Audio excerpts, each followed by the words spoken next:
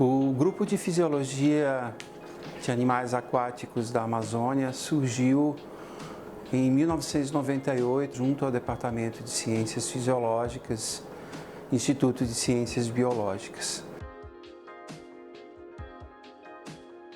Naquele momento, a iniciativa do grupo era realizar pesquisas e qualificar alunos na área de fisiologia comparada, avaliando aspectos da fisiologia ou respostas ao estresse em diversas espécies de animais aquáticos, principalmente peixes, mas também quelônios e jacarés.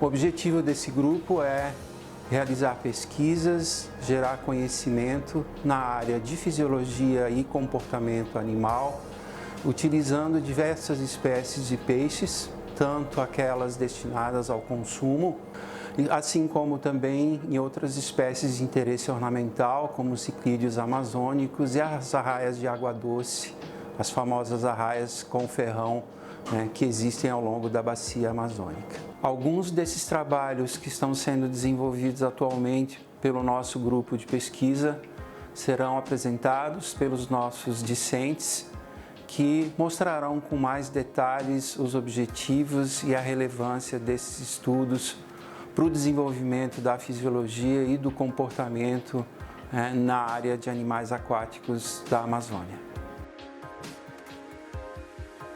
No Laboratório de Fisiologia e Comportamento de Animais Aquáticos, nós pesquisamos a fisiologia reprodutiva da arraia cururu Potamotrion wallacei.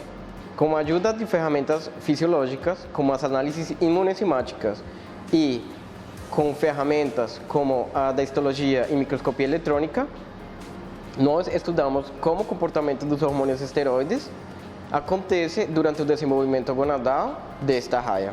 Além disto, atualmente estamos implementando uma nova técnica, a técnica de imunistoquímica, a qual nos permitirá investigar sobre os locais de produção dos hormônios esteroides, assim como os locais de atuação destes no trato reprodutivo da arraia cururu.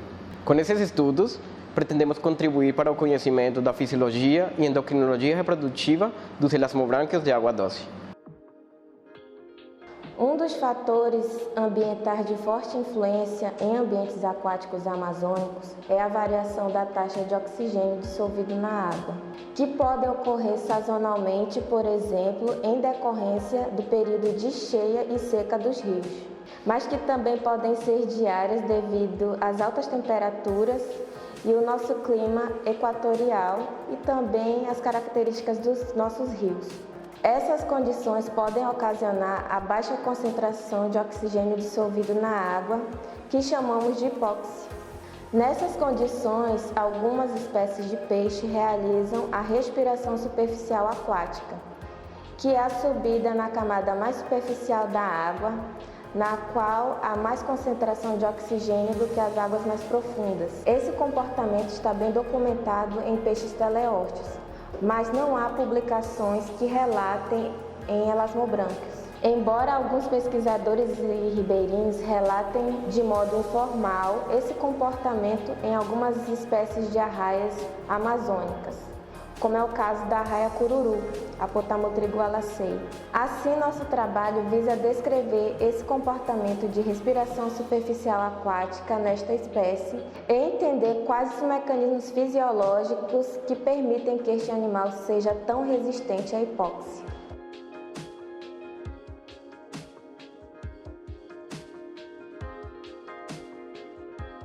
Além das atividades já mencionadas, o nosso trabalho visa caracterizar, em condições experimentais, o ritmo diário da atividade locomotora e a influência deste em alguns aspectos fisiológicos da arraia cururu Potamotrigo wallacei. Esta espécie é comercializada como um peixe ornamental e entender como funciona sua atividade diária pode nos ajudar a compreender como ela explora o seu ambiente e os horários de intensa atividade em condições naturais.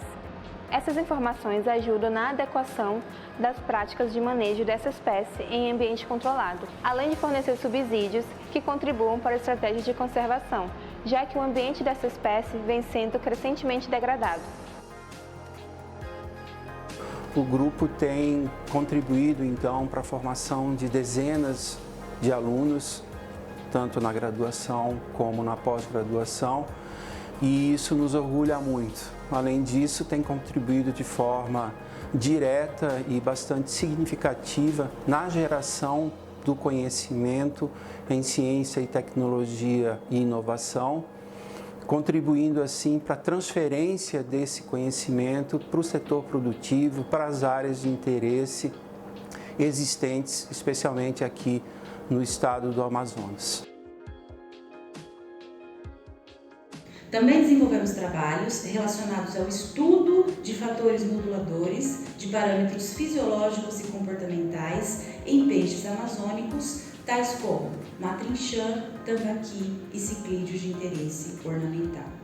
Dentro do contexto da piscicultura do estado do Amazonas, desenvolvemos estudos com o objetivo de propor práticas de manejo que visam a redução da exibição do comportamento agressivo e canibalismo em matrinchã, o que, consequentemente, pode aumentar a sobrevivência e promover a intensificação da produção dessa espécie. Dentre esses fatores, por exemplo, podemos citar temperatura da água, densidade de estocagem, tamanho do grupo, níveis hormonais e heterogeneidade. Os ciclídeos também possuem grande interesse na aquariofilia e, portanto, consideramos que os locais de captura e as condições de manutenção dos animais são fundamentais para proteger os hábitats aquáticos e para a sustentabilidade da pesca ornamental da região amazônica. Já realizamos alguns trabalhos com intensidade de luz, no qual descobrimos que uma baixa intensidade de luz, ou mesmo a ausência de luz, deixa os peixes menos agressivos. E do contrário, ou seja, uma alta intensidade de luz aumenta as interações agressivas, o que caracteriza essa forte incidência de luz como um potencial estressor para os peixes. O objetivo principal do nosso grupo de pesquisa é tentar reduzir o comportamento agressivo e o canibalismo. E por isso realizamos experimentos em um ambiente controlado, onde é possível manipular as variáveis ambientais e o efeito dessas variáveis no comportamento e na fisiologia dos peixes. A regulação hormonal é uma outra linha de pesquisa que vem sendo avaliada em nosso laboratório, pois permite verificar o efeito de alguns hormônios no comportamento agressivo, como por exemplo o cortisol e a melatonina. Atualmente, estamos pesquisando a importância de avaliar o ritmo circadiano no matrinchã e no acaraçu, que corresponde à variação dos parâmetros fisiológicos e comportamentais, acompanhando assim o período de 24 horas. Diante disso, acreditamos que o estudo do ritmo circadiano é relevante para a produção de espécies de peixes de interesse comercial, pois permite conhecer o melhor período do dia para a manipulação desses animais em ambiente controlado e, consequentemente, potencializar a sobrevivência e o desempenho produtivo em espécies de peixes da região amazônica. Uma das espécies-alvo das nossas pesquisas aqui no nosso laboratório é o tambaqui, o Colossoma macropomo. Porém, ele tem sido muito prejudicado por conta do aparecimento de uma doença chamada cantocefalose, que é caracterizada pela presença do Neuquinorhynchus botineri. O parasito não transmite doença ao homem, porém é um parasito, uma doença silenciosa. Quando o piscicultor percebe a presença desse patógeno nos peixes, ele já percebe de forma tardia, por conta de estar gastando muito com a ração, com o fornecimento de ração de elevado valor, e muitas vezes não percebe o desenvolvimento desse animal. Sendo assim, muitos piscicultores que não têm acompanhamento técnico descobrem a doença tardiamente e passam esses animais adiante, contaminando outros tanques em pisciculturas diferentes. Além disso, essa doença também predispõe ao aparecimento de outras doenças, justamente por conta de suprimir a imunidade desse animal. Não existem tratamentos específicos para o controle dessa doença e muitas vezes os piscicultores utilizam produtos químicos de forma empírica, prejudicando todo o plantel. Por isso, a nossa proposta do nosso trabalho aqui no laboratório é a elaboração de um fitoterápico que não seja prejudicial para o ambiente e nem para o consumidor final. Aqui no laboratório, nós desenvolvemos estudos que compreendem estímulos ambientais, tais como a temperatura, qualidade da água, fotoperíodo, entre outros. Entender como esses estímulos ajudam a exibição do comportamento reprodutivo de ciclídeos ornamentais amazônicos, tais como o acarabandeira e o acaradisco. Com base nesses resultados, poderemos propor protocolos para a exibição do comportamento social dessas espécies, que possuem grande interesse para o mercado de peixes ornamentais. As alterações ambientais, como alterações na temperatura e a alteração na concentração de gases dissolvidos na água, como a concentração de CO2, por exemplo, são fatores que afetam o comportamento e a fisiologia dos peixes. Então, é preciso pensar em formas de mitigar o efeito desses fatores nesses animais. Uma proposta é o enriquecimento ambiental, que é uma oferta de estímulo aos animais e pode ser de vários tipos.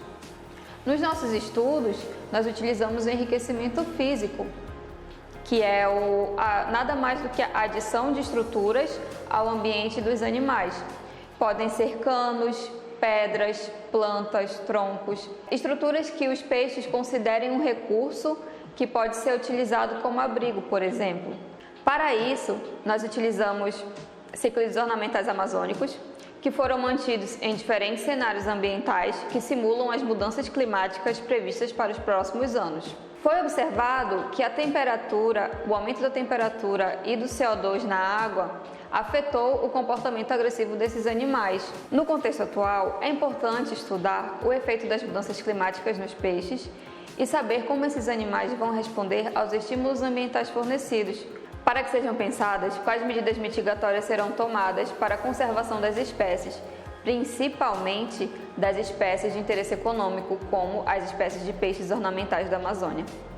De modo geral, nosso objetivo é gerar conhecimento relacionado às temáticas mencionadas e passar essas informações à comunidade externa de modo que possam utilizar esses resultados na solução de problemas práticos e na definição de técnicas e métodos de manejo voltados ao bem-estar dos animais.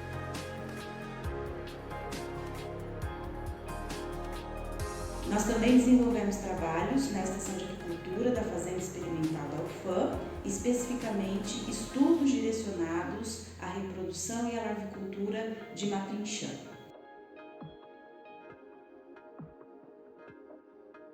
A Fazenda Experimental da UFAM ela foi fundada em 1974 por uma área cedida pela Suframa por fazer parte do setor agrícola do estado do Amazonas. Ela está localizada na área rural da cidade de Manaus, na BR-174, quilômetro 922.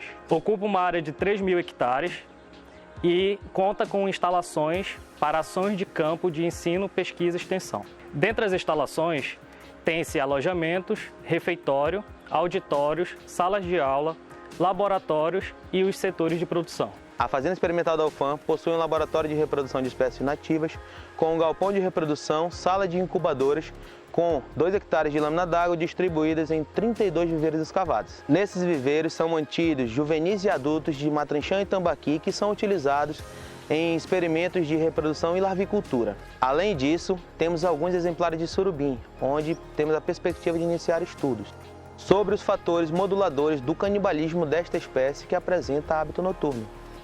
Os peixes amazônicos, como tambaqui e matrinchã, são reproduzidos através de uma técnica bastante antiga chamada de hipofisação, onde se utiliza a hipófise como indutor hormonal. Todo o sucesso reprodutivo tem início no preparo do plantel de matrizes, onde a alimentação adequada é fundamental para o processo de vitelogênese do animal. Durante os meses de setembro a fevereiro é feita a reprodução induzida do matrinchã.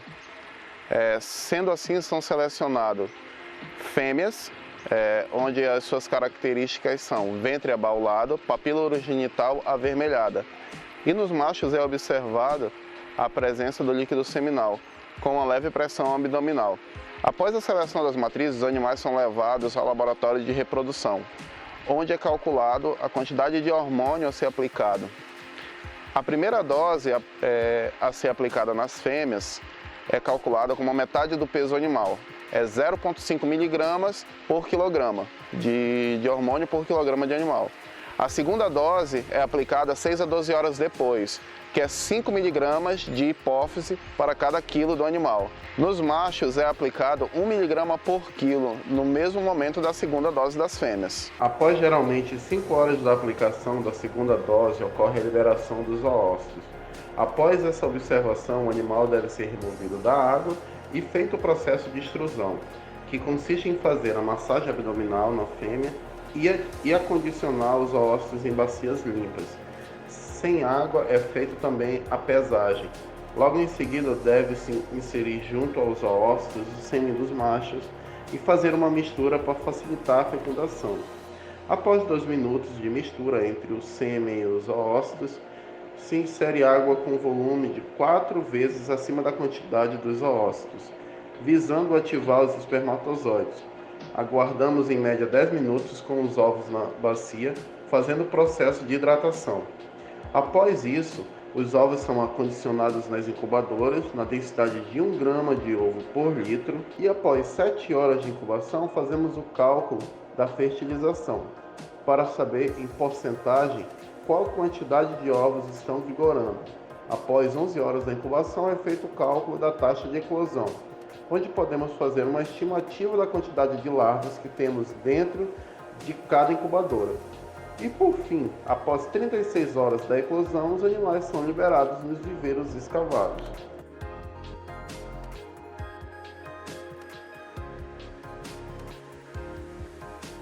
O sal já é utilizado como redutor de estresse durante práticas comuns na piscicultura, tais como manejo, transporte, despesca. Além disso, ele é utilizado contra patógenos. Nosso objetivo é conhecer a melhor concentração de sais para a manutenção do matrinchã, aumentar o sucesso reprodutivo e minimizar a condição estressora de larvas e reprodutores, e utilizar esse valor para reduzir a exibição do comportamento agressivo durante a larvicultura. Para isso, nós avaliamos os níveis de hormônio, o comportamento reprodutivo e as taxas de fertilização e eclosão. Aqui na FAESP também realizamos trabalhos com a larvicultura do matrinchã, que é a fase mais crítica para o desenvolvimento dessa espécie, pois já apresenta altas taxas de comportamento agressivo 12 horas pós-eclosão. Um dos experimentos tem por objetivo avaliar o período de liberação da melatonina nas fases iniciais de desenvolvimento dessa espécie, pois a melatonina é um hormônio regulado pelo ciclo diário de luz e escuridão, sendo produzida em maior quantidade na ausência de luz. Para isso, essas coletas devem ser realizadas em um ambiente completamente escuro, que é o nosso laboratório de cronobiologia. Realizamos filmagens para o registro do comportamento em diferentes condições de luminosidade. Essas pesquisas propõem estratégias para a manipulação das condições ambientais que contribuam para a redução do comportamento agressivo e, consequentemente, o aumento da sobrevivência desses peixes. Neste espaço, temos por objetivo testar a manipulação de fatores ambientais tais como luminosidade, salinidade e temperatura sobre a sobrevivência e o desempenho produtivo em matrinchãs mantidos em viveiros escavados. Esta proposta caracteriza-se como um projeto de validação, ou seja, os fatores em questão já foram experimentados em laboratório por nossa equipe. Selecionou-se os melhores resultados destes fatores no quesito sobrevivência e desempenho produtivo, e assim chegamos à elaboração do projeto para validação desses resultados em campo. Vale lembrar que a elaboração deste experimento vem de encontro com a necessidade da cadeia produtiva, uma vez que vem lidando com grandes dificuldades a respeito da sobrevivência e o desempenho produtivo para esta espécie, principalmente nas fases iniciais do ciclo produtivo. Assim, buscamos estabelecer procedimentos para subsidiar o desenvolvimento de novas tecnologias para o setor produtivo, além de melhorias na produtividade do matrinchã na região amazônica. Estamos concluindo um estudo que avalia a influência do ritmo lunar sobre os parâmetros fisiológicos em juvenis de Matrinchã. Para isso, esse experimento foi realizado aqui nesta barragem, que também faz parte das dependências da FAESP. As coletas de sangue para as análises fisiológicas foram realizadas em um ambiente completamente escuro e também durante o período de luz. De acordo com essas respostas, poderemos disponibilizar informações que serão utilizadas por programas ambientais de manejo e, consequentemente, favorecer o bem-estar dos peixes, o que é fundamental para a manutenção dos animais durante todas as fases de desenvolvimento, seja em ambiente natural ou artificial. Vale ressaltar que esses estudos são desenvolvidos em parceria com instituições de ensino e pesquisa nacionais e internacionais e conta com financiamento de agências de fomento, tais como FAPEAM, CNPq e CAPES.